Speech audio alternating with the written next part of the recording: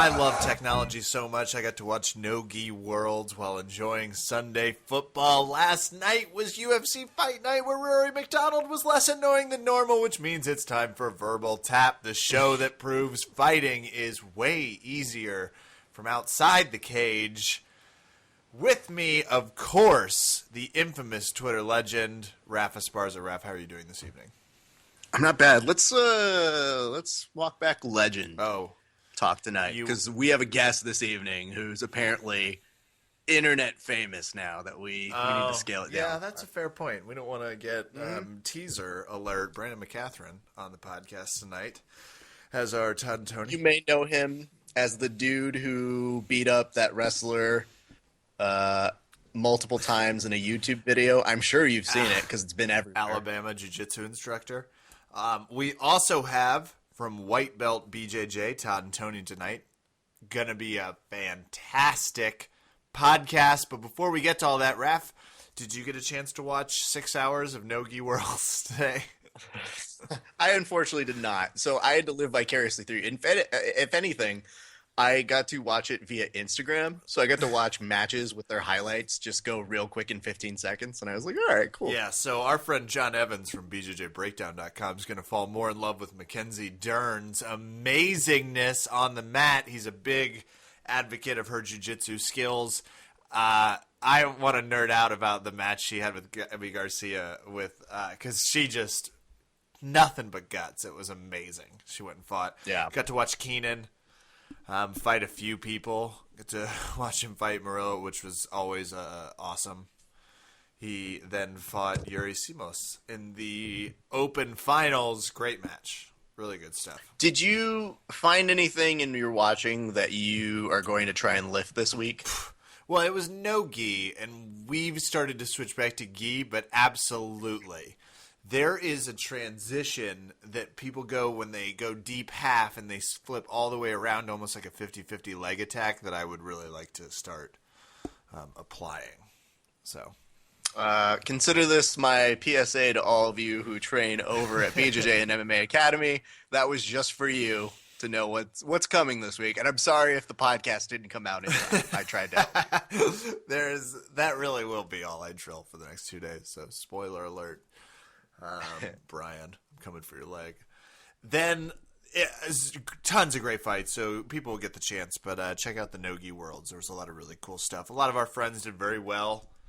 Got to watch James Puopolo killing some stuff in a few rounds. Didn't get to see Christian's fight. Christian was fighting, so tons of great fighters. Verbal Tap family over there at No-Gi Worlds. Tons of great jiu-jitsu. Ref, Rory McDonald. The least annoying I've ever known him to be, though I will just say no way he would knock out Carlos Condit the way he knocked out Tarek Safadine. Mm-hmm. You found him less annoying? What? I mean, normal annoying. If you're okay, because if you're talking fighting ability, Rory is good.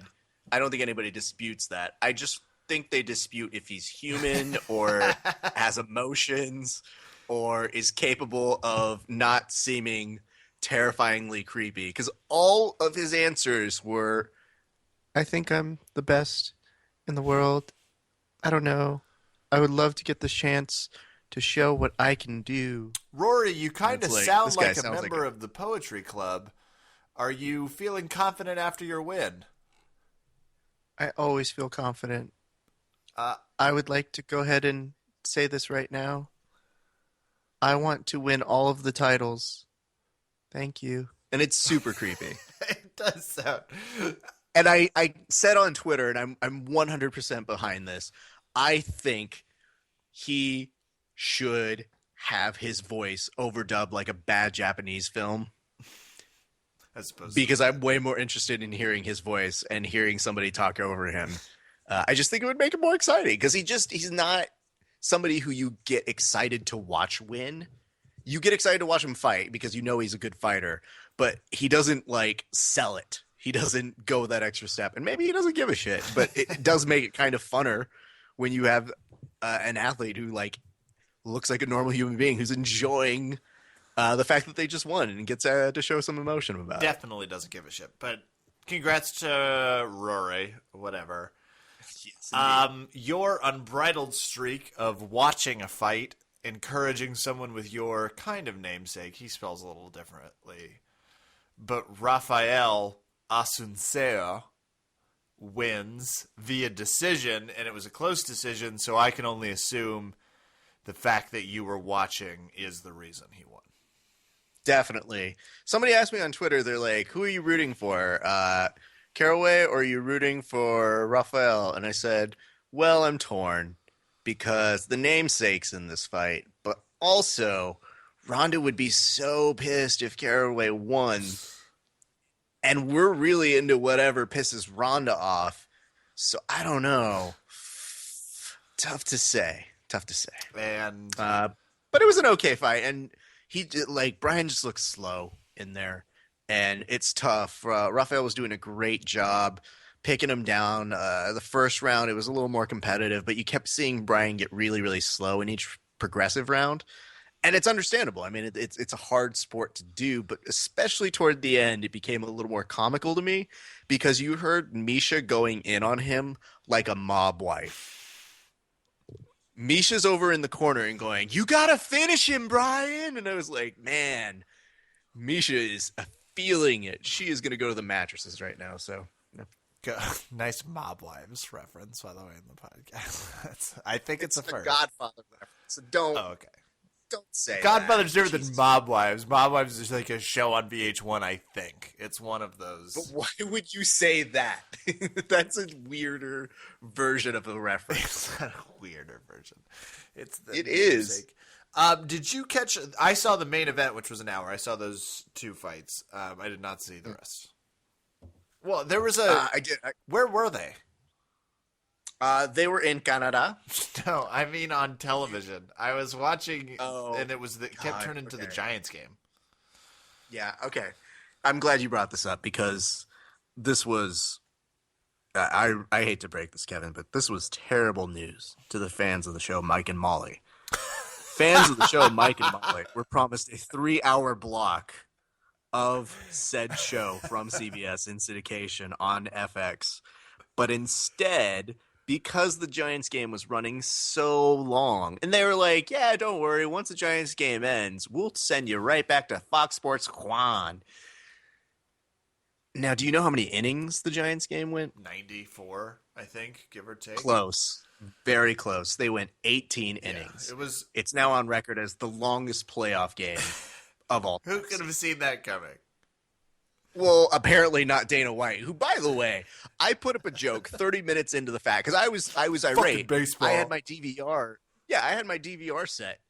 So I'm hoping I can look at the fights later on if I need to reference it for this podcast, stuff like that. I like doing my research. But when I put it on there, it goes in a very tiny font, program alert. If you would like to see these fights, go to FX. And I go to FX and I'm like, all right, let's see how long this is going to go. 30 minutes into the first fight, Dana White puts up a post on his Instagram. Go to fucking FX. And that was the end of his ability to know. So I feel there almost has to be a text alert that I can get. I get Amber alerts. Why can't I get a UFC alert? Well, I guess it makes perfect sense, Rap. I don't know. I think so. That's ridiculous. They call them Dana alerts. Could be confusing, but Dana that would alerts would be amazing. great. Change the fucking channel. They just says fucking across it. He just pops up on your phone. Oh, that's good. But good, always fun to have a nice UFC card surprised deep in every other sports going on territory. Nice for that. Raph, are you ready to go talk to some of our amazing guests? Yes, let us go do it.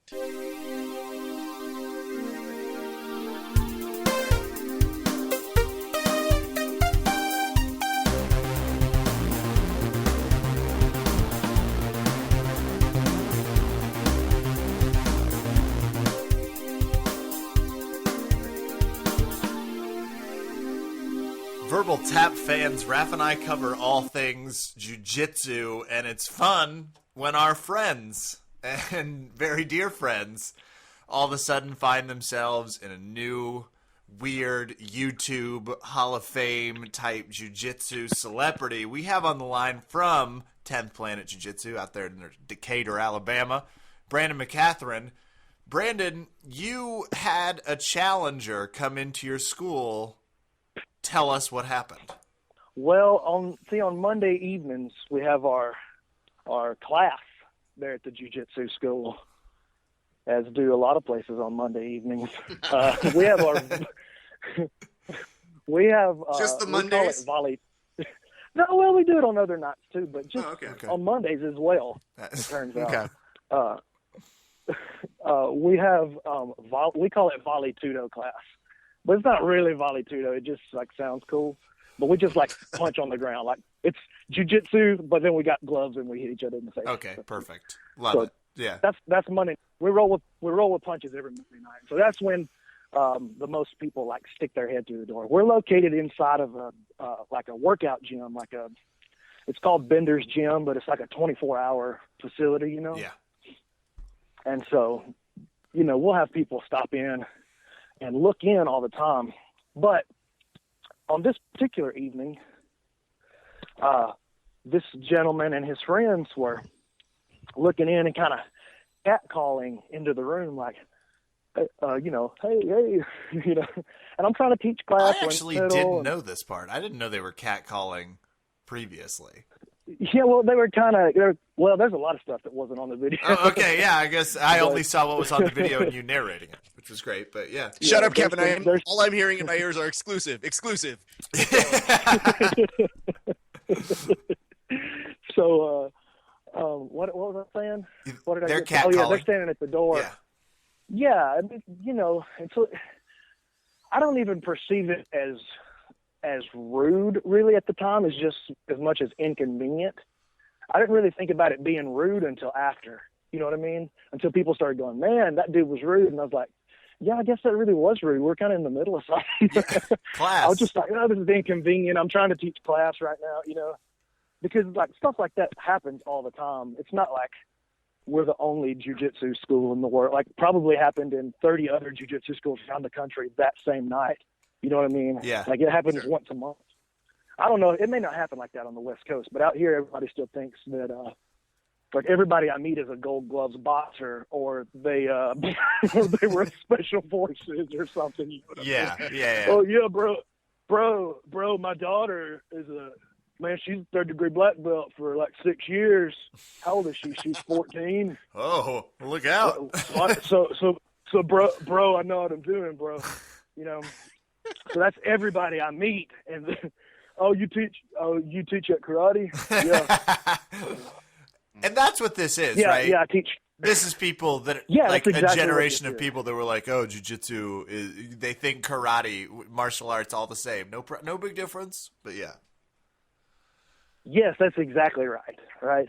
And so, anyway, so he wasn't like rude or like a jerk. Now one of his friends was kind of like, I wasn't really feeling what he was doing. He's like, bro, it's like just like in high school. You got this, bro. Like, No. Wait, Yeah, that's okay, happening. hold on. There's so much that we've got to dispel here. Okay, number one, answer me this. Because people were asking this on the interwebs when they saw wrestler walks into Alabama jiu-jitsu instructor and challenges them. If you haven't seen it, look it up on YouTube. We'll put a link to it. People were asking, was this real? So let's start there. Yes, it's real. Okay, so that's number one. Number two, when you say catcalling, like, are we talking like construction workers, like, because that's what I think when people say catcalling. That's probably a wrong word. While my posterior is of superb quality, No arguments. they weren't exactly. Thank you. You've been there. No you know arguments. what I'm talking about. Just saying. Because I just love that you were saying, you're like, well, all jiu-jitsu places are used to it. And I'm like, you know what, dude? Been rolling at a lot of places, never been catcalled like that. Perhaps catcalling was the wrong moniker to apply to what he was doing. But I was trying to avoid saying he's up in there hollering at us. Okay. You know, I would accept that. He's All right, hollering. that's He's hollering at me in there from And- the door. fine. And Brandon, let me ask you the third question, because this seems amazing with that last nugget that you just gave us, which is, did they just read the script from the Karate Kid and recite the lines? Because it sounds like the perfect 80s bully that's like, you got this, bro. You get in there. You do this. Dude, maybe. What you can't see on videos, they actually had on like skeleton costumes when they first came in. Let's get a lot of good references going to be in this podcast. Okay, so they're doing a little catcalling. How does it progress to the point where they're like, yeah, I should go in there and challenge this guy to a fight? In the middle of class. In the middle of class. Well, that was what they were doing at the door. Is like, yo, I want a piece. I want to come in there and try it out. Okay. You know, and so they're like bothering the students because I'm teaching class, and they're like bothering the students at the door while I'm doing this. And I see what's going on. I'm trying to ignore it, and I'm trying to the students are talking to them like, hey, y'all better chill out. I don't want to have to break your neck in front of nobody. You know what I mean? Yeah. Like, quit giving this dude attention. You know what I mean? And I'm sorry I said, you know what I mean, 33 times, I think, just then. I'm going to try to avoid saying, you know what I mean? I'm going to try to avoid that from here. Okay, well, we'll let you know. I I'm mean? not sure you said it that many times, but go on. Oh, it's an approximation. Okay. Anyway. Moving on. So I'm trying to keep the students from being shot. I was going to shoot them, actually. Yeah. So it's like, don't give this dude any attention, you know. And anyway, it just kind of progressed. And then they called me over there, and I was like, all right. He's like, okay, hey, I want to come in there, and I want to grapple with you. No, you don't want to do that. So I said, no, you don't want to do that. He said, yes, I want to do that. And his friend said, yes, he does, bro. Oh, they You broke hear the word bro. You hear the word bro keep coming up. There's a lot of bro. Yeah. I don't really say bro, but it's a lot of bro. So anyway, I was like, no, you don't really want to do this. Yeah, I do. I go back, try to teach class a little more. Bro, let's give it a run. I was like, okay. And I said, all right, listen, everybody against the wall. And so I put the whole class against the wall, and I went and I grabbed the clipboard and the waiver. Nice. And I threw a pen, and I dropped it in the middle of the mat. And I said, all right, you sign that, you can have a white belt. If you can make it through a white belt, a blue belt, a purple belt, you can come and see me. And so I threw him at he had to work his way up the ranks, and then I played with him. Okay. So I wasn't the first one. How did he fare against lesser belts? Well, the white belt, I wouldn't put like a real white belt against him because who knows? You know what I'm saying? Yeah, Like, I didn't know what I'm not going to let a white belt go with him first. Yeah. And so we have a guy with some extensive judo experience who's a white belt at our gym, but he's not like a real white belt. You know what I mean? Yeah, we know exactly. Oh, what no, you the worst. He's a white belt, but he's not new to grappling. mean. Yeah. Yep. Okay. So anyway, and he made it about 3 minutes with that guy. And then, they started on the feet, and I think he took him down, and, good job. Yeah. And then he played with a blue belt, and he got arm barred pretty quick, a minute and a half or something like that. Then the purple belt played with him and messed him up. And then he wanted more, so he got more. Again, this is again where we have to stop you and get some clarification because All right. the video that we've seen is just you. So we didn't know Yeah, that yeah. beforehand he had to work his way up to King Koopa over here. No kidding. It's game of death. Yeah, it's just, and the weird part is the one thing that I think that you take away I'm when Kareem you watch this Abdul-Jabbar. video, when you watch this video of you with him, he keeps coming back every time you submit him, and it's not a long match at any point. It's usually handled very quickly. So you mean to tell me before any of that happened with you and him that everybody else has seen, he went through some of your students and then kept saying, you know what? Still not satisfied. Hand me this brown belt instructor and let's roll. Yep. That's the way that happens. Crazy, so he got man. submitted 4 times before this. That's insane. And I love, hold on, my favorite part. Well, but you know what, dude? It speaks to his determination. Like, yeah, and cardio. when he finally left, one of the white belts, one of our new students, looked at me and was like, dude, if that guy comes back in and signs up, he's got elephant balls. It's like, yes, he does. And so he did, by the way. So confirmed, elephant balls. Yeah, no lie. Well, amazing. if you you know what, that is honestly the best ending to what I think everybody else has seen. Kevin, as you want to go ahead? But before we get to the ending, I want to talk a little bit more about the process. Because to start, you lay flat on your stomach because you can't get him to engage. And so you just laid out on your stomach. Nothing sinister, just like you would if you were about to take a 10-minute snooze. So you're laying on your stomach. He then attacks, and you submit him in about like 36 to 40 seconds, not really trying very hard. Then he wants to start from referee position, which cracks me up because you in top referee position is a lethal fucking starting place to give someone with a brown belt in jiu-jitsu. Like you would never, I would much rather have someone face down on their fight than on the knees behind me, but neither here nor there. Well, but it's a great scoring position in wrestling. So if wrestling is what you know, like, that's a good position because you get a escape point almost every time. That's actually a horseshit argument if you're walking into a martial arts studio to challenge the instructor. Dude, you're not challenging them to a wrestling rules. Let's be careful who we assign logic to here. Okay, I agree. But just the fact that would somehow be a better position than you face down is really funny, even to a wrestler. Like, under no circumstances is that a better position. So fair enough.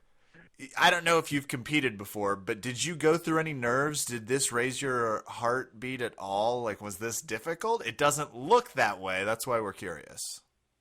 No, it's not that uncommon. It's definitely not as nerve-wracking as a competition, dude. Competing makes me want to puke. Jeez. Yeah, I have competed plenty, but I'm not so good, to tell you the truth. I'm just like a normal dude. Hey, hear ya. That's not the point. The point is we know those competition nerves exist. We know that kind of gets people to do stupid things. I would think in this situation, even when a new student comes in, you know, I guess maybe it's more like that to you, but when someone comes in and challenges you to a fight, either way, they're still challenging you to a fight. That's why I'm curious. But pretty easy. I guess the difference is now knowing that he had worked his way up through there. Because that was what I thought, too, is I was like, man, what was the mentality like? Although, if he's worked his way up and you've already seen what he's going to do, then you're just kind of like, all right, buddy, I'm really trying to save you face here. Okay. Go ahead. Take my back. Take referee position. Here's what I always tell the challengers when they come in is, all right, look, I let them punch me or kick me or whatever they want to do, but I'm not going to punch you. Like, no matter what happens, I'm not going to hit you. Right. So, but see, I got my word. I've done it so many times now. I've got my wording down to where it always scares them. They don't want to punch usually. Well, I've taken a few shots like that, trying to get my phrasing down. Can I stop you here and say maybe this isn't the best advertising for your school? Like, I get that it happens, but you don't need to invite it and be like, I've got my phrasing down. Don't worry, we're good. Well, no, I mean, like, if they want to punch, they get to punch. I think that's great advertising. Like, you can hit me if you want to, but here's the thing. I'm not going to hit you back, but I'm going to make you quit. You know? It is scary. So that happens. And guys, I know most people have seen the video now. I mean, you're up to what, like 300,000 views on this thing? Close to 500,000 right before you guys called. But who's counting? Yeah, of course. No, dude, are you kidding me? I love this. I'm 1,000% with you. One of my friends was like, "Oh, this must be terrible." I'm like, are you kidding me? This is like a dream come true. What's terrible about being famous for 3 seconds? I've been famous for 3 days. It's amazing. 24 hours left. No, and okay, what's changed? What's been cool about the feedback so far? Because as soon as Raph and I saw this, and Nothing. nothing at all. No, nothing. As soon as Raph and I saw this, we were like, "This is gonna fucking explode." We were like, "People are going to love this," because, and part of the reason people are going to love this is the ease and poise in which you completely destroyed him. Yeah, it was fun, man. Did you? Okay, It's been fun. as you're rolling, does it register in the back of your head the security cameras are on? No. We didn't think about it till the next day. One of the blue belts, the guy who rolled with him second, we call him Beowulf. That's his name. His name's Chris His name is Chris Burchell. He's one of my friends. You He's call one of the blue belts. He's the coolest dude ever. Beowulf. But anyway, he was like, Brandon, we need that security footage. I forgot we had security cameras.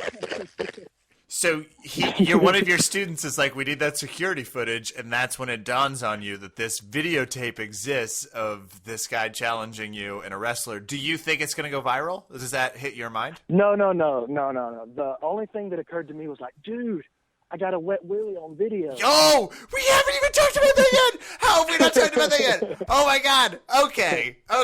If you haven't seen the video, after the first few rounds, it becomes obvious that it doesn't really matter. If this guy got a running start and Brandon's blindfolded, he's still going to get submitted in 30 seconds. Like, we're there.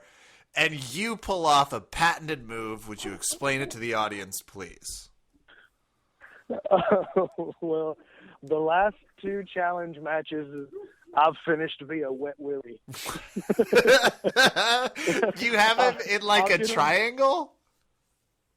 No, this was in the go-go plot. The first, that's the second wet willy finish in last month on a challenge match. The other one was after class. Really I demeaning. cleaned up the mat. Me and one of the purple belts, Matt Scaff, who's a freaking destroyer. We're in there after class, and we're just getting cleaned up and getting ready to head out. And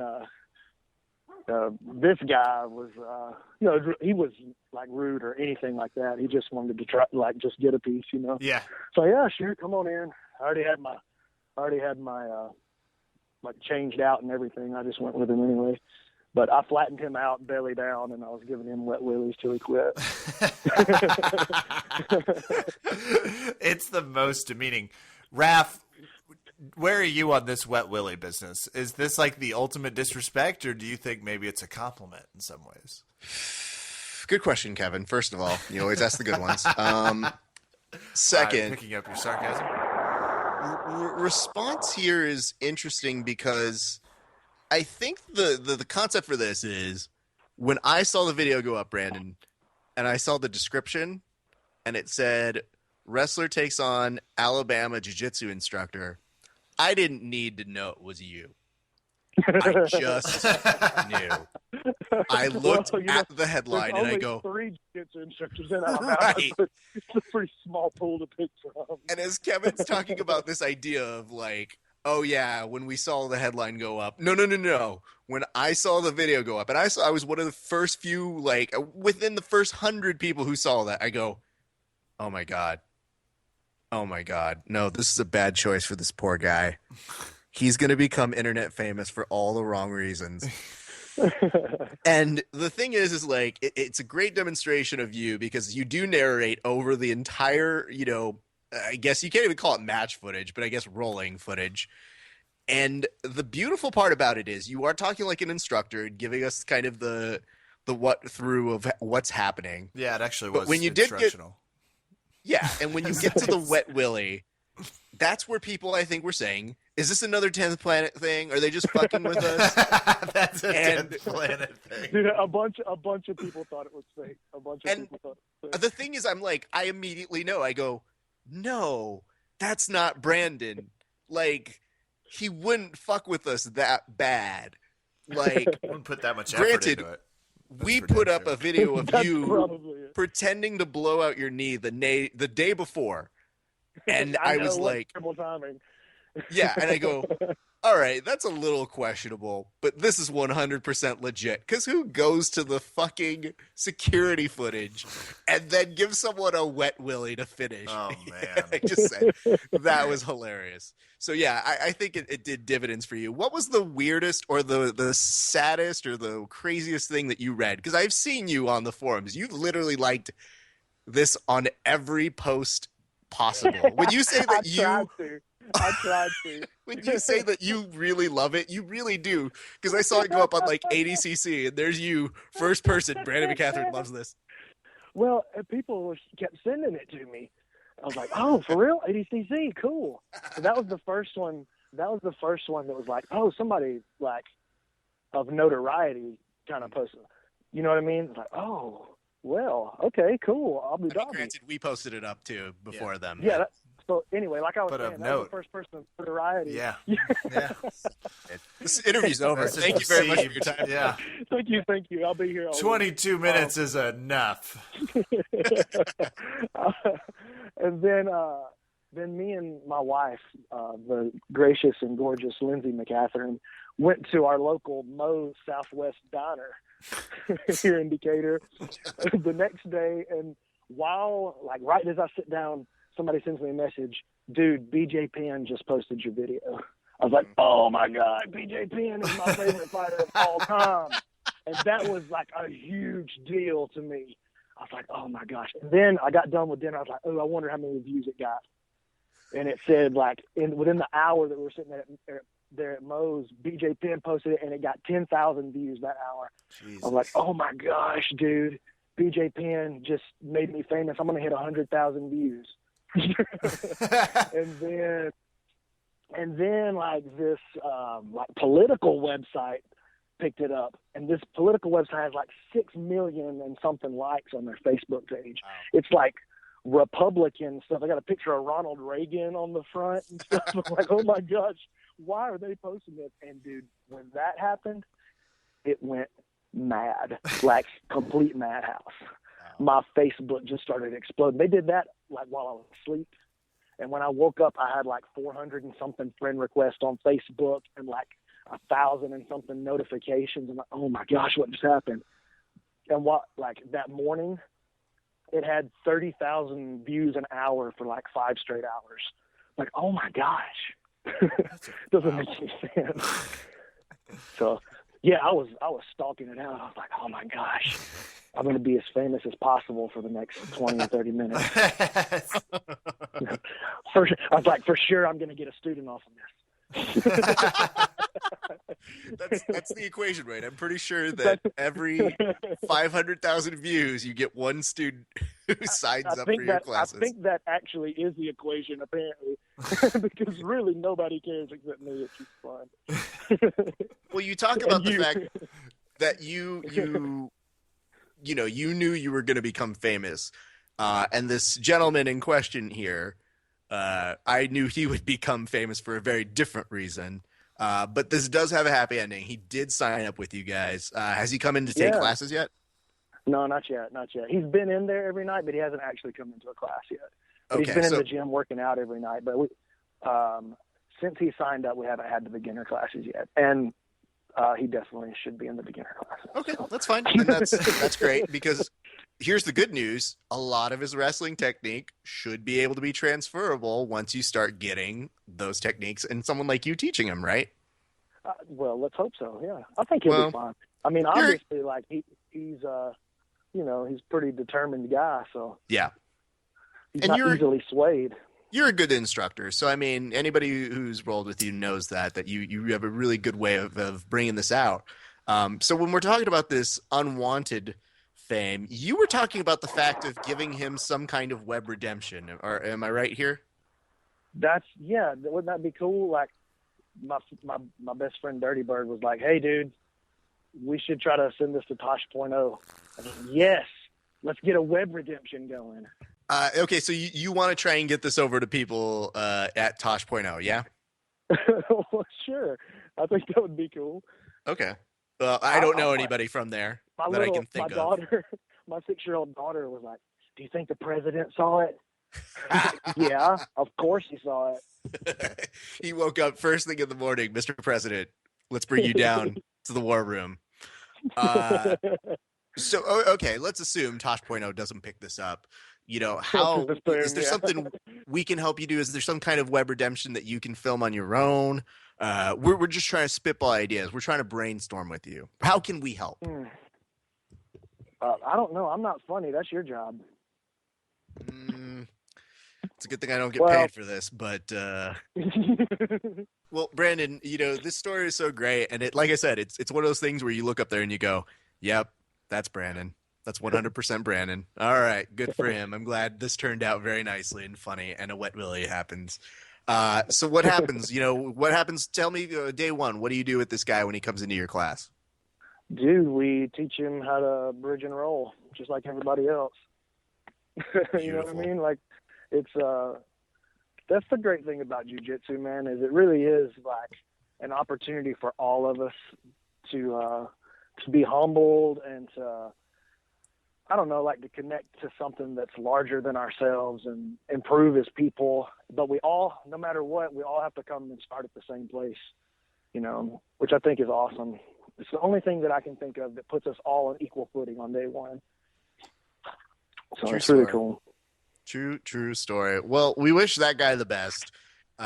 You know, maybe this is the beginning of a story of a guy who becomes a Naga world champion, but let's just say this for now. Brandon, I'm glad you were able to come on and talk with us about this.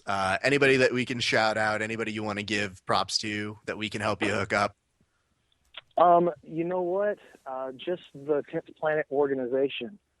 I love all of my 10th Planet brothers and sisters and, you know, all the instructors that keep me motivated to keep trying to do good things for my community. And just happy to be part of 10th Planet, man. It's my opinion. Obviously, I'm a little biased here, but it's the best jiu-jitsu organization in the world. So anybody, if you're close by a 10th Planet, go there. If you're not close to a 10th Planet, go to any jiu-jitsu school and sign up. If it's gi, it's still good. We still like the gi, and we don't hate wrestlers. Don't get that twisted. Yeah, for real. Did you see that was a like narrative that was coming out of this, that people on comments were putting that up there? Yeah, that's unfortunate, man. Like, I don't want anybody to, like, I wrote wrestler. Maybe I should have thought more about, like, I didn't think anybody was going to see it other than, like, Dirty Bird and, like, guys on the 10WO, you know what I mean? So the 10WO is, like, a Facebook group where it's just all the instructors from 10th Planet globally, and we all get on there and shoot the crap and, you know, talk business, or mostly just shoot the crap. Well, I think I posted it up there for them to very much downplayed the following that Dirty Bird has. I mean, clearly. Dude, hey, let me tell you something.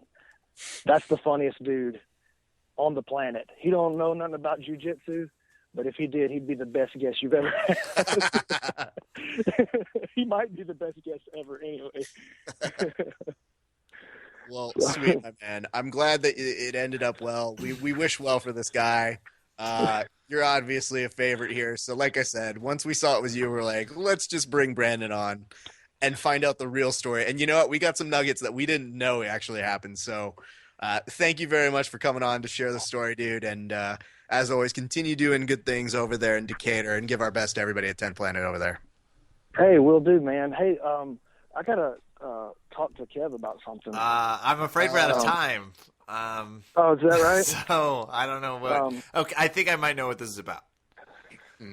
Like, I just feel like, I don't know. I feel like lied to. I feel like I was. I don't know. I just feel like I was used. You know what I mean? No. Let me just. Okay, so I played over under Kevin with Brandon Mccaghren, UFC 173. He got very lucky and beat me. And I owe you a song, and I'm here to make a guarantee, Brandon, because I thought that this might come up. I will make a guarantee that I will send it by Thursday evening. I just of this week. I don't feel like there's any trust left. I get that. I know I hurt you, and that hurts me.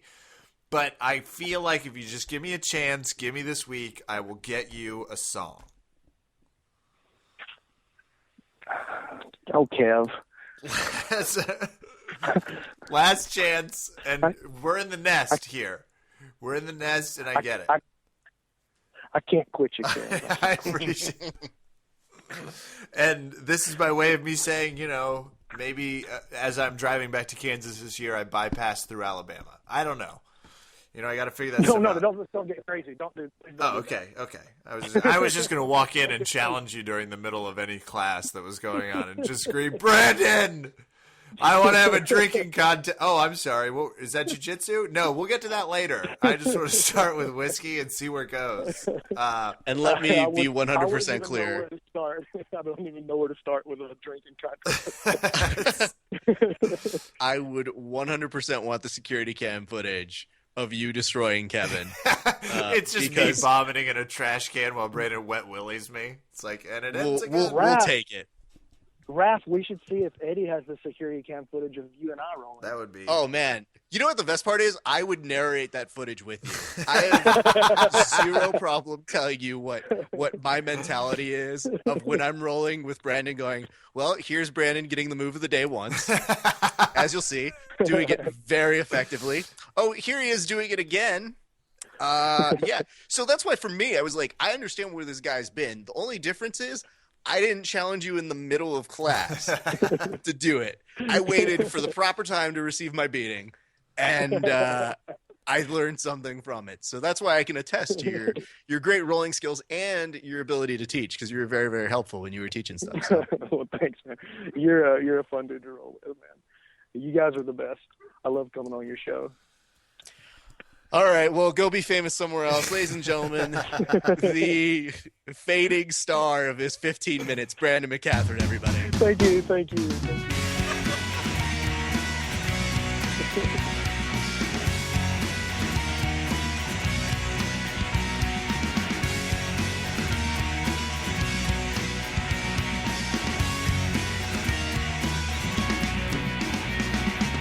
Verbal Tap fans, we're excited to have on the line from White Belt BJJ or WBBJJ.com.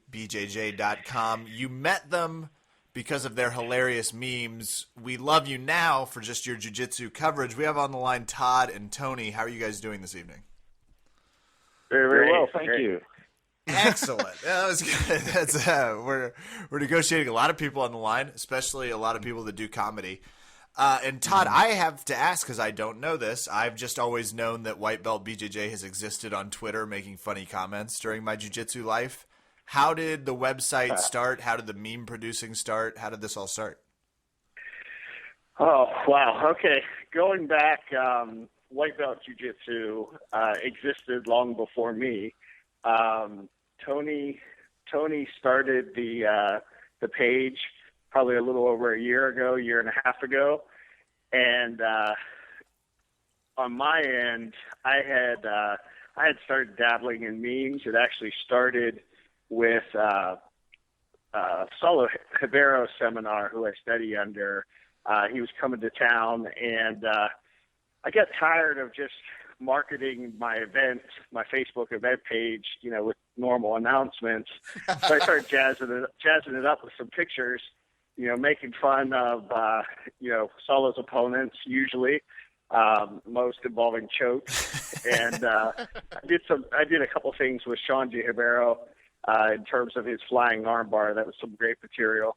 But long story short, when Saulo gave me my purple belt, he also gave me a job. He asked me to become part of the Ribeiro Association website. And from there, it just really took off. I felt like I had Saulo's blessing, and I just started really entertaining myself. And I think the first one Tony noticed was one that I did with Hannibal Lecter, kind of looking out with some the blue belts watching the new guys sign up. But he's got that face.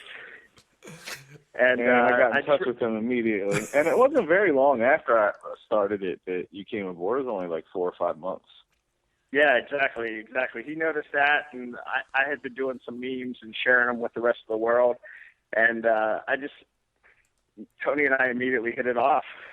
Tony. Yeah, that's true. Tony, when you started it, what was your goal? Like, were you just like, I'll just send some memes? Because to escalate from where you must have started to your Mima Morris coverage, which I've seen and is genuinely hilarious, great coverage of Mima Morris 4. What was your goal when you started it? Literally the goal, I mean, I started it when I was 6 months into jiu-jitsu, and I was constantly posting because when you get into jiu-jitsu, you're like, it's so exciting, and you're watching videos, and then you're posting videos all over your personal Facebook, and next thing you know, friends start dropping off that don't do jiu-jitsu, and I was like, you know what? I saw a create fan page button. I was like, let me make one, and I guess I have to call it a White Belt Brazilian Jiu-Jitsu, seeing that I'm only a white belt. But literally, there was definitely no. That was the only goal. I wanted to keep track of like videos and techniques that I liked and interviews, so I could come back to them when I wanted to. And there was a few meme makers back then, like BJJ Problems and whatnot. And I was like, I know a little bit of Photoshop. Maybe I could try to lend a hand at some of that humor. Consider myself somewhat funny, not in just the looks department, but I can, make people laugh a little bit. So yeah, there's really nothing behind it, except for that simple thing. We're gonna have to work on your backstory so that we can jazz it up whenever you tell people. Yeah, I know. We wanted to conquer the world through comedy. That was our whole point. Yeah, it was very serendipitous. I'll tell you that. It was definitely a beautiful accident. So when you're doing this, like, how did you find the two of you were working together? Like, how does the process go? Because even as Todd was mentioning the Hannibal Lecter, those photos are so ingrained. I think it's so many jiu-jitsu practitioners, even if they don't know you guys, they've seen those most likely. And that's like something I know for sure. So like, what's the process? How did that work? It has tightened up a lot lately. We did one interview before this one, and it seemed like right after that, because we were talking about how we do everything very loosely, but now we communicate a lot back and forth, phone, text. If I have an idea, I can shoot it by him, he shoots them by me. We talk about timing and different things like that, and speak about future ventures and where we can take this. We started constructing a building, having no idea where we were going to take it. So we're just like building this Eiffel Tower, and hopefully we'll figure out where it's going somewhere along the line. I'm so glad that you guys have a great working dynamic. I've learned that when you basically start working with somebody, whether you like them or not, you're continued to work with them forever. Yeah, no doubt. And Todd and I, we're from the same era. We both have that. We like metal and all that kind of stuff. It was popular back in the 90s, and not to get into. I've heard of it. I think. Yes. The genre, so or just some war that you guys found together? We got the same angst. We have the same angst. I do appreciate, and I do have to applaud you, Tony, for really taking that on a positive note when that was clearly a knock at Kevin's expense. Yeah. You just totally ducked under and was like, "Oh, that's cool." I was about to Raph's counter. A terrible human being. I was going to test his politeness with, but no. Let me really grill you here, Tony. Do you find that when you're working with someone that you hate, it can be really tough emotionally? I was going to see if that would break him, but I don't know if it would have. Not at all. Not even.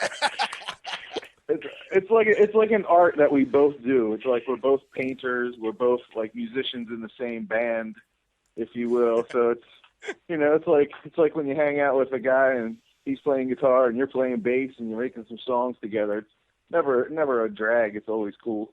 Jesus Christ, you're like the Lennon McCarthy of BJJ. No, please. I'm more like a Ringo. I do have to ask, so, is it just the two of you guys? Are there other partners that we don't look? Because you guys are posting so many memes. It's hard to keep up at times. And, I guess the second part of the question is, what do you guys do outside of this? Like, what's your 9 to 5? Or is this your 9 to 5? Well, number one, I could post way more memes than what we do. I have a folder of probably 100 unreleased ones. I was thinking of some way to do B-sides, or something like that. But I don't want to irritate people. by like then they'll become old and stale, and that's you don't want that to happen. So it was funny then. And as for 9 to 5, I am a simple waiter, which is wonderful because it allows me all the time in the world to do what I want to do, and plenty of time to try to navigate this ship a little bit here with Todd. Yeah, I'm a little. My process is a little simpler, maybe. I don't have a folder. I see a funny picture. I say to myself, I made that face, and here's where I made it, and put some words on it. And if I don't post them in a couple of days, I kind of like let them go, like they were in the moment.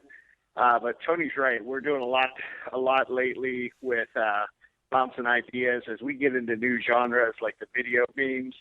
Tony's definitely got an edge on me in terms of his sensibility for those, so I've learned a lot. Tony's also a great kind of student of the internet, giving us some really good guidelines for when we post so we don't overpost, to Kevin's point. I see other folks out there, they're firing off, a meme almost every hour, and it's hard to sustain that. So we're trying to put out the best we can. And, we're human. Sometimes I think mine are good. Sometimes Tony thinks his are good, and maybe they fall a little flat. As far as my 9 to 5, I work in sales. I sell technology for the government, and I cover the West, so I get to travel a lot. So I get out your way quite a bit, Raph, and it allows me to go to a lot of schools, meet a lot of people, and to a point you guys made earlier. It's probably the best feeling to walk into a strange gym and they're like, "Hey, I saw one of your pictures." Just a cool feeling. Yeah. Or I know who you are. You're that guy. Yeah. You're like only one. Exactly. The best thing that I get is when I go to visit gyms, I get people who go, "Oh yeah, hey you, yeah."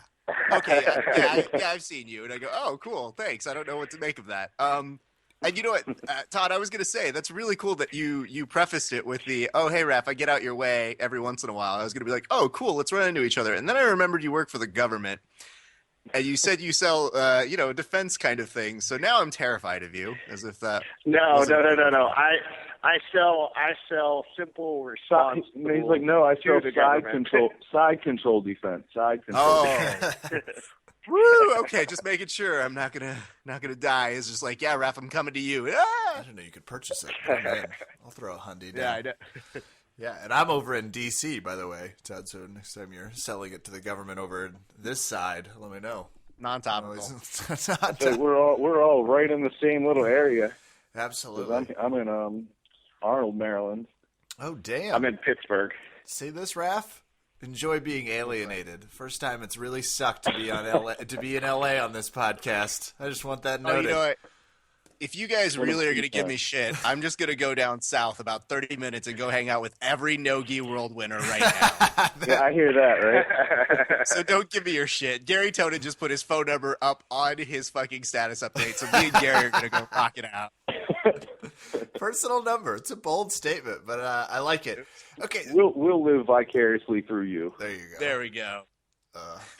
It's going to be condescending, I can tell you guys that. Talk to me about the transition from just memes, because we're talking a lot about the funny memes, and they're not just funny. I really like the meme that has the regular belt next to a white belt that says, the hardest belt promotion. But what's the interest to start having the interviews, to start spreading a little bit more towards news? And you guys obviously still have the photos, but you're expanding. Yeah, it just seems it's like it's almost an obligation. To have this audience, and you have to do something with it. And now people are starting to approach us. Can you do an interview with me? And not with me personally. They would like to have an interview done with us. And we're doing private lessons videos now where different, BJJ personalities can do a quick technique, and we'll throw it up. And for them giving us a technique, we'll promote anything they would like to have promoted, and it just helps out everyone. That's really what it boils down to. As much as we can help out other people, it all comes back to you in some way, shape, or form. Yeah, I'm going to drop a heavy cliche. It's kind of like we're trying to create something we didn't have when we started, although that doesn't make sense for Tony since he started it when he started. Yeah, I know. But just the memes and the people I've got to run into, everybody's so supportive. People like James Foster up in the Pacific Northwest, Justin Rader out in Oklahoma.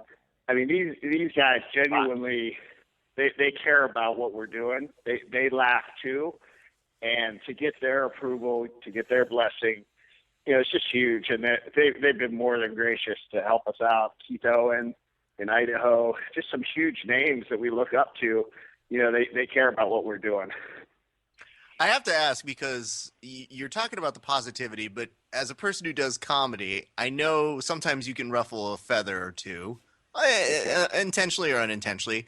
Have you ever heard anything from somebody? Like, have you ever heard back maybe some not positive feedback regarding some of your memes? It's not very frequent. I've got to tell you that. We don't get too much hate at all. I don't know. What can you really hate, I don't know. Don't ask me. I try not to. Me personally, when I make them, I try not to push the envelope too far because we have a young audience also. So it's, I'm not trying to, like some people, they don't mind cursing all over the place and this, that. You're probably not going to see that from anything I do. I think it has more to do with less to do with maybe the content that you're creating and maybe the intention of it, and more to do with the YouTube comment nation of this world. I was just going to say, give the internet 2 minutes. It doesn't matter what it was. They'll be angry about it. Every once in a while, there'll be a random comment about, like, maybe that meme sucks. But it's very, very few and far between. It really is. It's not frequent at all.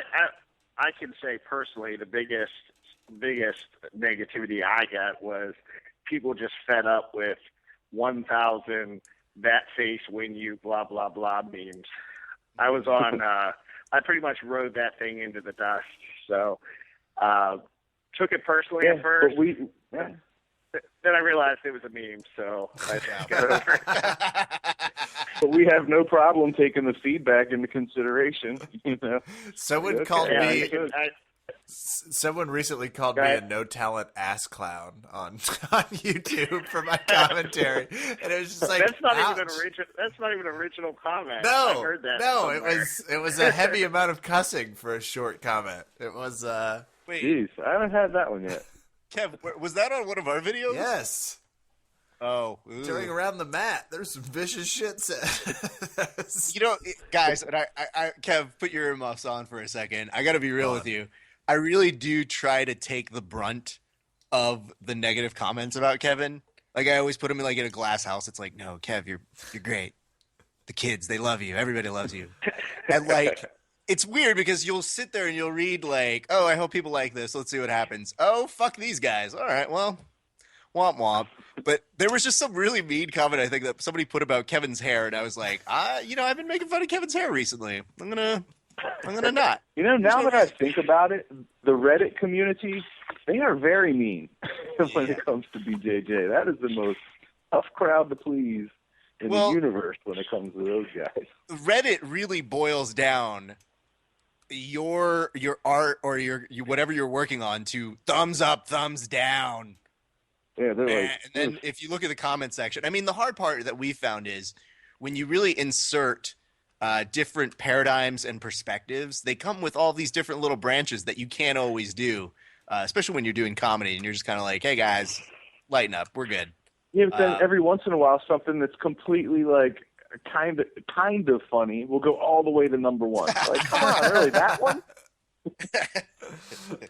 I love that when you throw so much content out that then you don't understand why I'm with you 1,000%. Everyone, it's crazy. Every creator has that. Fickle audience, a very, very fickle audience over there. So, or don't worry. What you should probably do is next time you put up a meme, just put obligatory promotion thread. Exactly. Just to throw them off so that way you can get the thumbs up. So you'll be good. Promise. We love you, Reddit BJJ. Promise.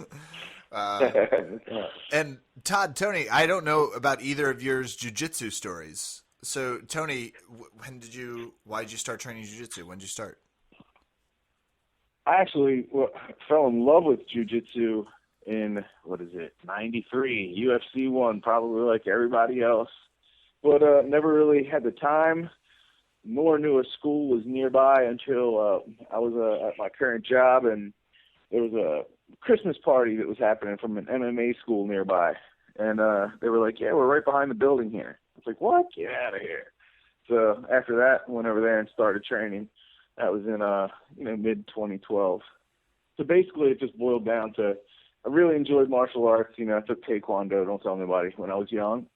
And, kind of brought it along. So as soon as I heard about this school, my school, Ivy League Mixed Martial Arts, that's where I went and fell in love with the sport. I did MMA for a while, and as soon as I put on the gi, I couldn't even go back to MMA anymore. Oh, fell in love. It was all about the gi. All about the gi. That is a beautiful piece of equipment. I completely agree. Yeah, I'm telling you. I'm wearing your weapon, you're wearing my weapon. That's right. Todd, when did you start? So I am also one of the rare Taekwondo students that makes the transition. I actually started really late. I had a back injury, and when I was at the chiropractor, I saw a Taekwondo school was opening, and I had my oldest daughter at the time was about 5, and we started Taekwondo as a family. We did it for maybe 3 or 4 years. Pretty much got to our black belt, and just realized it wasn't for us, and I had just vowed if I ever find a jiu-jitsu school near me, I'd start. And they were teaching an intro class at the gymnastics school, and took it. Started with a school that was under Pedro Sauer, got my blue belt with Pedro Sauer. And then one day I went to a seminar with Sean G. Ribeiro, and I met John Razai, my current teacher, and honestly never looked back. And I've been with the Ribeiro Association and John Razai for about 4 years. So I'm just now starting my 7th year, and I'm a 4-stripe purple. Awesome. All right. Yeah, I do have my blue belt. I don't know if I threw that out there. I kind of felt, I was like, should that have been our first question, or either of you white belts? I don't. There is a moment. Yeah, right around the time. Right around the time that a lot of the jokes got better, that's when I got my blue belt. But unfortunately, he didn't quit like most blue belts. Yeah, there you go. Yeah. And the nice part is, does that mean? Go ahead, Ref. You go, Kev. The nice part is, once you've been a white belt in jiu-jitsu, you will forever be one in certain aspects. Oh, absolutely. It's like you don't ever forget how that feels. It's so wonderful to roll with white belts. The new guys, when they come in, you see all the old tendencies, and it just brings it all back for you. I mean, the one question I did have for the two of you guys is, now that you are not white belts, you're saying you never forget those tendencies, but you're speaking at a different level now. So when you're talking about a brand that's called White Belt Jiu-Jitsu, you're not exactly facing the problems white belts face anymore. It's probably like a new set. So is that something that has even been a consideration for what you guys are doing? I understand what you're saying. It's definitely gone past that. I mean, there's many, many world champions and legends that follow what we do. So it's all the other levels in between. So I always try to make it a point to always post something for beginners, at least every other day. Like never to lose that route. But it's definitely grown broader and more expansive. Tony, I really want to stick on this. Oh, I'm sorry, Todd. Go right ahead, man. No, I was just going to say, I like to say to people that I'm a purple belt on the mats and I'm a white belt in every other facet of life. And that's kind of the mentality I take with the site. I don't think we ever need to change the name. I think the old cliched saying. Not that you guys implied we changed the name. Not that I'm feeling threatened right now. No. The old cliche, the black belt is white belt and never quit. when I met Tony, that's what I was thinking, because I was already a purple belt at that time. And just the idea, if we could make somebody laugh, that we could make one more person go to class, if we could keep one person from, coming up with another excuse to quit, that's all we're here for. Absolutely. And there's no way we could change the name anyway, because if you search, hard enough, there's someone who's already taken blue belt jits and purple belt jits. Because there's a little thing called branding, and you can't replace time and effort is the other reason. I guess the other question I had for you guys settle with White Belt. is I think even since you guys have popped up, the meme game has changed. Now it's a thing. Like, everybody has to have memes for all of their brands. There's no way you can exist in any kind of social media. What do you think? I wonder where they figured that out from. Well, of course. I mean, I love the very subtle shit talking that you have here. It's a very I'm not going to say we invented it, but no, I said I wonder. Oh, okay. It's a curious thing. Yes, the up inflection really sells it as well. But for me, I want to ask. I am dealing with some grown adults here. Not slipping nothing past you guys. But the funny part to me is, what do you guys see in terms of people putting out memes now? Do you because when you make TV, the big adage that is out here is, "Oh, I make TV, I don't watch it." Do you guys even see memes? Is that still something that you actively are looking out for?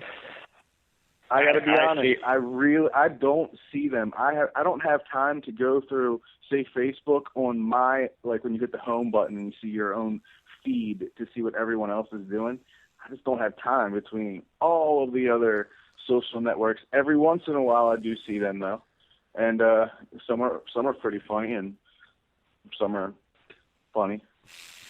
I would say I see quite a few. I probably try to make a conscious effort not to see too many, because I feel that it might potentially influence my thinking, and I want to try to be as original as I can.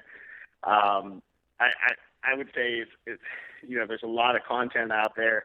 I think the ones that aren't funny, or maybe aren't as funny, folks are really trying hard. So I'm inspired by it, because I think I know why they're trying hard.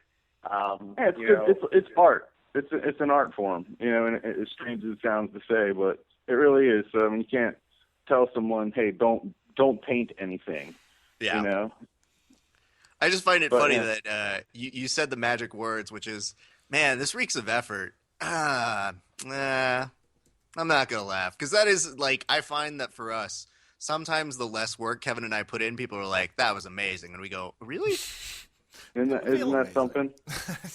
I'll be like, people are going to love this meme, and it'll get, no likes at all. And then one that I'm like, maybe, and it'll go, through the roof. You can never tell. Well, that's why I think it has a lot to do with timing. We talked about that earlier. There's a strange Facebook algorithm that's happening now where you have to break through a certain barrier with comments, likes, or shares for anyone else to see it. So, and then you have to, more people are they going to see it at night or in the daytime when more people are on? Are you going to get buried? So it's really weird, and you have to try to navigate it as best as you can. But yeah, that's it for now. Absolutely, we find timing and it's just, let's just blame the audience. That's usually our first last resort.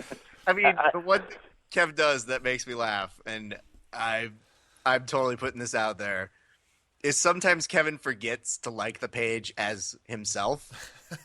And so I'll see a note that just says, those days. Verbal tap, I don't like do that this one thing. anymore. And I go, no, we didn't. No. One thing I can't stand is someone who likes their own post. Yeah. Of course you like it. You made it. And every once in a while I'll see White Belt Brazilian Jiu-Jitsu likes this, and I turn it off. I'm like, I guess Todd actually. No, I don't. I can do better. Fuck that work. Well, as you can tell, Raph and I know almost nothing about working together, but that's not going to stop us from testing the two of you with a game that Raph likes to call. Do we have a name for it specifically? It's like newlyweds for jiu-jitsu fighters. The newlywed yeah. game. Oh, but we man. don't have a clever pun for it. We'll so. work on one. We can keep our clothes on, right? Well, no, Optional. Yeah, optional. Optional's good. We're not gonna dictate anything because you guys can defend yourselves. So it's a safe space. Raf. All right. What do we got? All right, gentlemen. Basically, do you have a pen and paper with you? Let me get one. All right. Sweet. All right. This is stuff that we could have taken care of When beforehand. they asked, they were like, "Do we need anything for it?" We're like, "No, just be ready." Wait, well, what we meant was a number 2 pencil, a Scantron, if you don't mind, or Sure. like Kelly's essay book. Make sure to fill out the entire bubble. If you fill out partial bubble, it will not count. Oh man, I'll do it just like school. C. All right, here we go. Gentlemen, I'm going to ask the first one. Kevin will ask the next one. The first question both of you need to answer is, what is your partner's go-to choke? And what do I have to write down?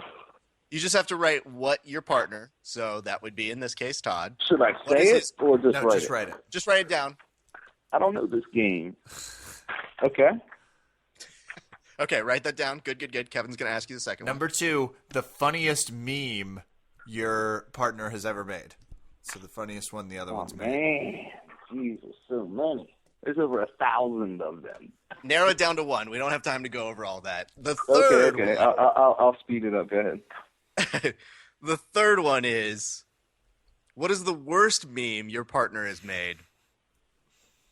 Oh, geez, I could go all day on that one. Just one answer. Again, Just one. Narrow it down to one. We're not looking to break you guys up, because if we broke you guys up on this podcast, Bad karma. the amount of guilt Kevin and I would Bad feel in a loss of comedy Yeah. would ripple through the entire jiu-jitsu community. I don't think that could happen, but let me see. Geez, Whiz. It's a tough one. All right, I'll put a star by this one. I'll think of it during the rest of the question. Okay. Next question. Favorite jiu-jitsu fighter of the other person. The other person's favorite jiu-jitsu fighter. I know it's. Can we give one? I know it's one of 4. I can definitely hear that down. Not a multiple choice test, though I appreciate the effort. That's good. I really do appreciate Tony's bulldozing of, can I give more than one answer? It's like, okay, so this Question 2, can I give more than No, one I'll get answer? that one. Question 3, can I get more than one answer? I'm just checking, guys. It never hurts to ask. All right, and the final one, which is, who will make a better meme of this experience on this podcast between the two of you, and why? And write this down, huh? well, Yes. Okay. All right, let's go over our answers, shall we? Kev, why don't you go ahead and take the first one? yeah, it was. Wait, you asked the first one. Favorite choke. What did you write down, Tony? I have collar Collar. from the top, Todd, what's your favorite choke? from the mouth. I like the bow and arrow. Well, I knew it was bow and close, arrow. That though. was my second choice. I didn't Trouble in picture Paradise, you guys. as a back man. That's the best. The game is worth it because that line was elicited. So that's great. the pulled quote from the entire interview, everybody. Todd, what is Tony's favorite choke? I put classic cross-collar choke, Helio Gracie choke from the guard. And Tony? Okay, my favorite choke is the triangle, but however, my legs are so short, so it's always difficult. So then my other go-to would be the go-go plotter because everyone hates it, and they want to quit jiu-jitsu if you get them with it. It's always the choke you can't quite do because if your legs were long, your favorite choke would be like the head and arm. So it's like Exactly. and All number right, 2. all right. Ref. Number 2 is funniest meme your partner has made. Who's answering first? Let's go ahead and go with Tony on this one. Tony, what did you answer for Todd? There's so many great ones, but I mean, I have to go with the classic. You know, the one that started it all, the blue belt showing up. It never gets old. It's been shared by everybody everywhere. It's just a great meme. But again, you're talking to we've done 2 to 3 memes a day for more than a year. So, I mean, there's a lot of stuff mixed in there. Over 1,000. I get it. You know, I can hardly remember last week sometimes. So. Well, all right, Todd, is that the answer? Or Tony? As far as what I Yeah. think, what I think my funniest is. Yeah. I wouldn't put that. I wouldn't put that as my funniest.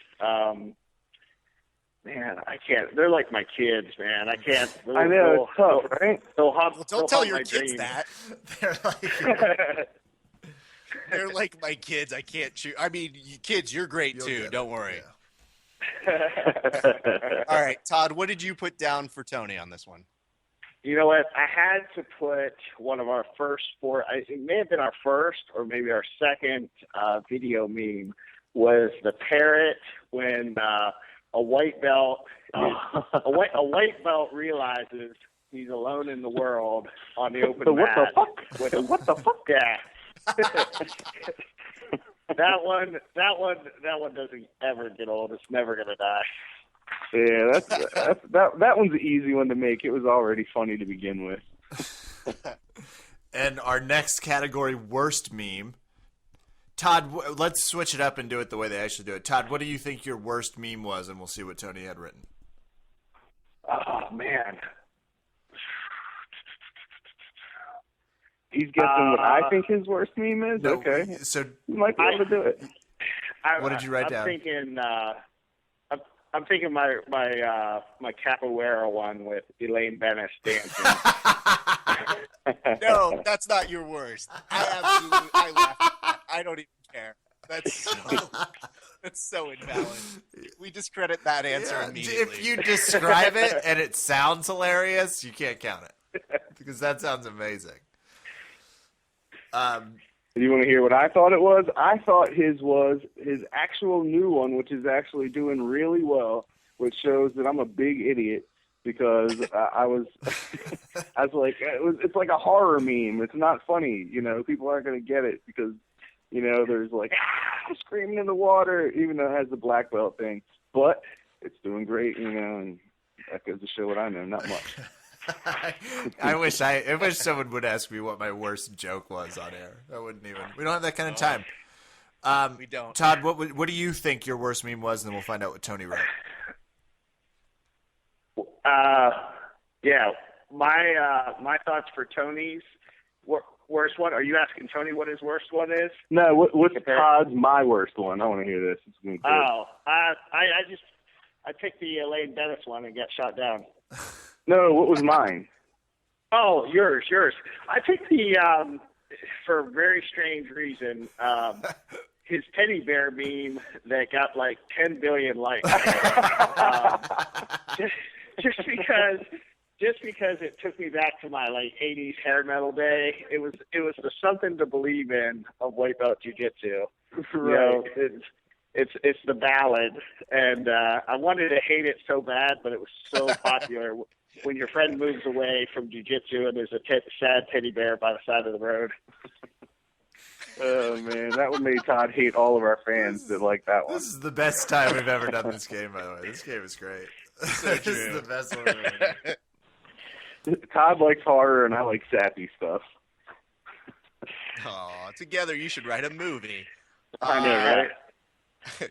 All right, guys. I'll go ahead and take this one. Tony, who is your favorite jiu-jitsu fighter? I'm going with Buchecha.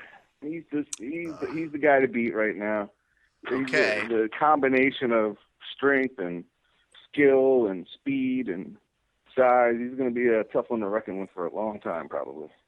Yep. Jiu-jitsu dreamy. We got it. Todd? And that's Clark Gracie. Get out of here. So I wrote down. We've never really had this conversation, but I wrote down Joseon Do. Joseon from the early UFC. Nice. Good reference. I don't dislike him. Yeah, I was going to say. Hard to vote against that one. Okay. All right. Todd, who is yours? I said Salo. If it was going to be Salo or Zanji or Rafael or Justin, I got one of them. Yeah, it's definitely Salo. Okay.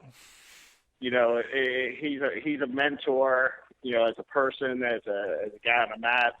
I try to emulate his style. I almost said we have similar styles. Holy crap! Yeah, so do I. I try very, very hard to emulate his style. I'm just very lucky to train under that organization. It's opened up a lot of doors to a lot of great competitors for me to interact with. Cool. How do you want me to form this note I'm sending to Shanji that says it's Salo? I just want to ask that. Did you want to start like? No, don't worry about it. I'll just write it in his language. Just send it. I've got a picture of one of the last seminars I went to with Shanji, and he's pulling his fist back, about to blast me in the face. So I would word it Salo greater than Sanji. Sign Todd. I just like the idea Shanji reads the text and is like, hey, what about me? Come on. Exactly.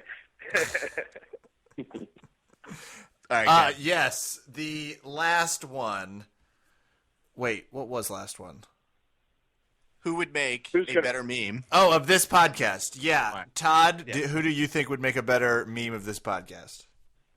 Well, I went very politically correct. Tony's going to make a better video meme. I'm going to make a better photograph meme. Oh, that is very well. We'll find out. Tony, what did you say? I said me, of course, because I'm Italian, and I think we do everything better than everyone. Staying politically correct and poignant. The website is WBBJJ.com, White Belt BJJ.com. You can follow them on Twitter. Or you could even go to we even have White Belt Brazilian Jiu-Jitsu.com if you feel so inclined to type it out. Professional. I know, right? Or White Belt BJJ on Twitter. You can join their Twitter army. Did I get everything? Or Twitter, or Vine, or Flickr, or Instagram. Absolutely. They have a very The list goes on. strong smoke signal guy in Western PA that does phenomenal work. That's true. And gents, can we do any shout outs for any of your training centers or people who you just want to say, were you listening to this? Absolutely. I love all of our fans, friends, and family, and of course my academy, Ivy League Mixed Martial Arts, training under Danny Ives, wonderful instructor, wonderful academy, great family-oriented environment. Can't say enough good things about them. Yeah, I'd give a shout out to all of our fans and all of our future fans, and especially John and Kate Rajai, who own the school I train at, black belts under the Rivera brothers, obviously the Rivera brothers, and really all the guys in the association, all the ladies in the association, everybody that's been so great to me. I do I love would like that to you thank you shouted guys out. for sure. It's very, very cool for you guys to have us on. You all are doing making a lot of headway here in the podcast world. I see all the stuff you Absolutely. do around the mat and I appreciate around it. the mat and what have you, and interviewing Hickson. I mean, how much better does it get than that? It doesn't. It absolutely doesn't. That's a great question. That was, yeah. I do have to say, Todd, that was maybe the best plug, and I'm going to totally lift that from you. Shouting out all of your future fans is genius. Yeah, it is good. I do like that. That's really nice. That's a good Who do you guys think you're dealing with over here, man? Verbal Tap listeners, thank you so much to Todd and Tony from White Belt BJJ.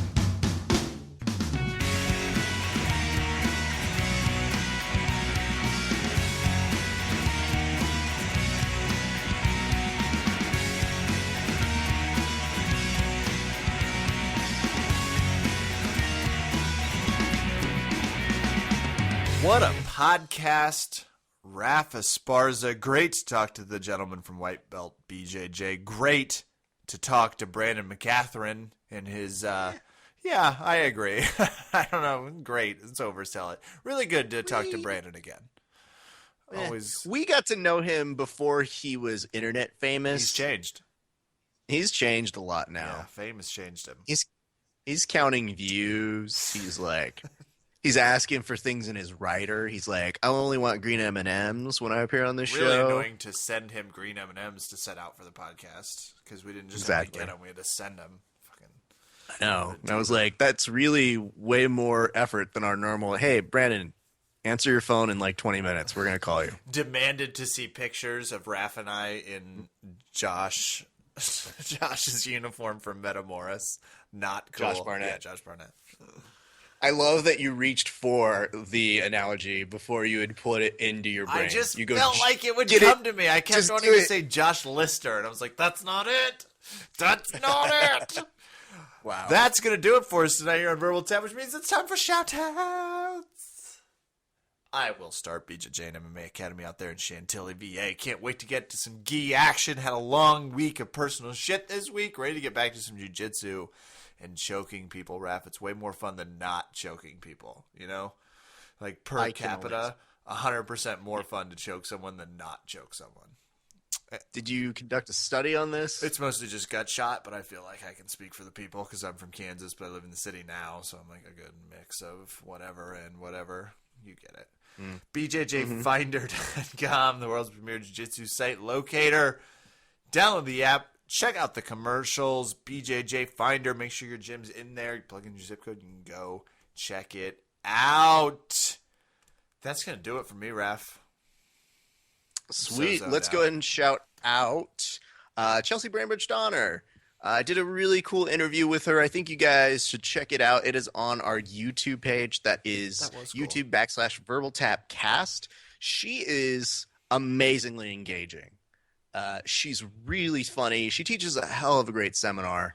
And she just competed a fight about a month ago, losing only to Mackenzie Dern. So, No kidding. You know, not a slouch. I mean, we're talking about the person she lost to is a person who just went at Worlds this weekend, taking on Gabby Garcia like a beast. And it was an amazing thing to watch that as well. But anyway, so guys, please go check out Chelsea. And if you guys are looking for seminars, you really, really want to get in touch with her because not only does she give a great like knee bar, but I was told she was going to do footlocks with us and we just didn't have enough time. And I'm fascinated to see what kind of instructional she does for footlocks because she is super proficient at them. So my thanks to Chelsea. I want to go ahead and shout out Valley Martial Arts Center. Feedback. All right, is this like the reverse of a shout out? I told Kevin this story off air, and I'm going to tell it to you guys. When you're rolling, just personal preference, if you see me rolling, do me a favor and don't ask me the technique from John Evans's class while you are drilling it over to the side as I am battling an upper belt who is moments away from destroying me. It's a little harder to roll with them. It's not as easy. So I'm in our buddy Alex's guard, Alex Perez, who's amazing, really, really good person to train with. And I get two buddies over at VBAC over to the side asking, hey, Raph. And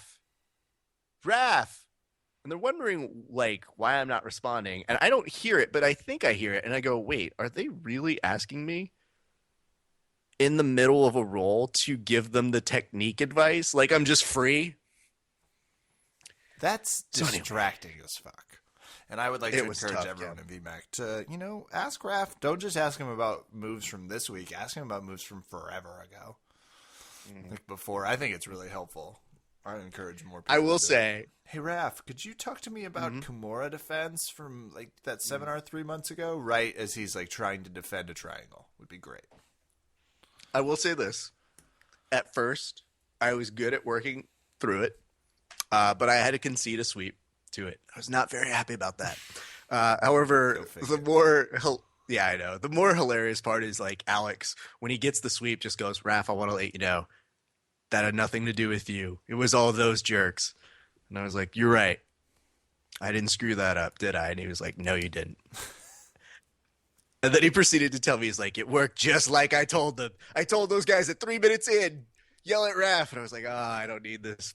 You guys are the worst training partners. So you know who you are. I'll leave it at that. But anyway, I thought it was really funny and it's hysterical. So shout out to those guys. I also want to shout out Brent Burniston, Subconscious Jiu-Jitsu. Always great instruction. Dude, again, sits down with me, starts working me through all of the jiu-jitsu I can be working on and just modifications for my own personal game. Him and John Evans, killing it. And I actually wanted to shout out somebody from his gym. A guy named Kyle Buenya is a great training partner. Really cool to roll with. And Kyle's just hilarious. When you keep going when like nobody else is around and you're just like, you hear the buzzer go off and you're like, you just want to keep going? Yeah, just keep going. And Kyle was so helpful and really, really good at pointing out a couple things, but just really fun role. So I wanted to shout him out and say, thank you very much, my man. And I would just want to shout out everybody else, our good friends over at Systems Training Center, Pedro Munoz, who won with Kev. I will show you a link of this.